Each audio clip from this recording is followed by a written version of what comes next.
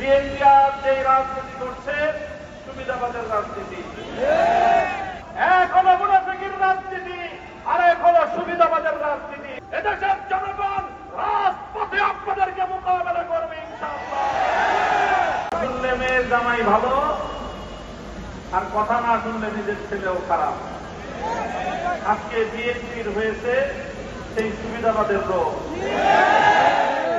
অন্তর্বর্তীকালীন সরকার প্রবর্তিত অধ্যাদেশগুলোর মধ্যে যেগুলো ক্ষমতাকে বৃদ্ধি করে সরকারের এবং সরকারের আরো নিয়ন্ত্রণ প্রতিষ্ঠা করতে সহায়তা করে, সেই সকল অধ্যাদেশগুলো বিএনপির খুব পছন্দ। আর যে সকল অধ্যাদেশগুলো, যে সকল প্রস্তাবনাগুলো জাতির কাছে জবাবদিহিতায় বাধ্য করে, সেগুলো তাদের কাছে খুব অপছন্দ। তাই আমরা মনে করি বিএনপি আর যে রাজনীতি করছে সুবিধাবাদের রাজনীতি।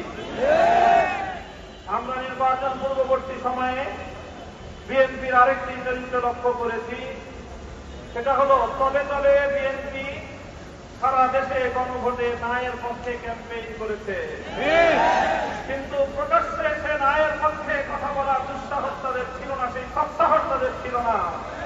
এই জন্য লক্ষ জনতার সামনে বিএনপি প্রধান জনাব তারেক রহমান সাহেব গণভোটে হায়ের পক্ষে তিনি ক্যাম্পেইন করতে বাধ্য হয়েছেন।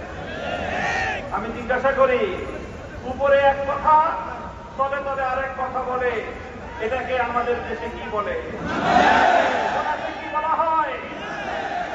বিএনপির রাজনীতির দুই বুনিয়াদ, দুটি নীতি জাতির সামনে স্পষ্ট। এক হলো মুনাফিকের রাজনীতি আর এক হলো সুবিধাবাদের রাজনীতি।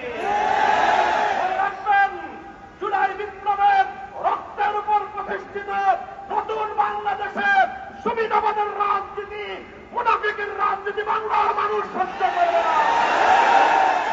জনগণের পক্ষে, দেশের পক্ষে আপনারা যদি অবস্থান গ্রহণ করতে ব্যর্থ হন, দেশের জনগণের ম্যান্ডেটকে যদি আপনারা বৃদ্ধাঙ্গুলি প্রদর্শন করেন, বারবার বলছি, এদেশের জনগণের গণরায়কে যদি হাইকোর্ট দেখান, এদেশের জনগণ রাজপথে আপনাদেরকে মোকাবেলা করবে ইনশাআল্লাহ।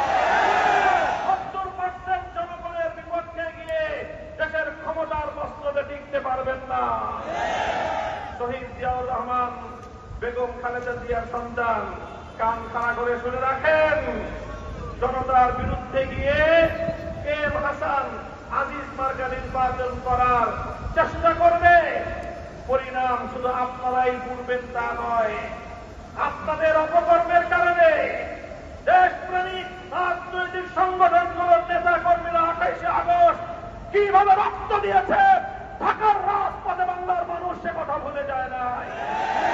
আপনাদের ভুলের খেসারত দিতে হয়েছে আমাদেরকে, 25 বছর পর্যন্ত গুম, খুন আর হত্যার রাজনীতির শিকার হতে হয়েছে। তাই আমরা চাই ভালোই ভালোই দেশ পরিচালনা করেন, জনগণের রায়ের প্রতি শ্রদ্ধা প্রদর্শন করেন, অন্যথায় রাজপথে সংসদে আমরা আপনাদেরকে মোকাবেলা করবো ইনশাআল্লাহ।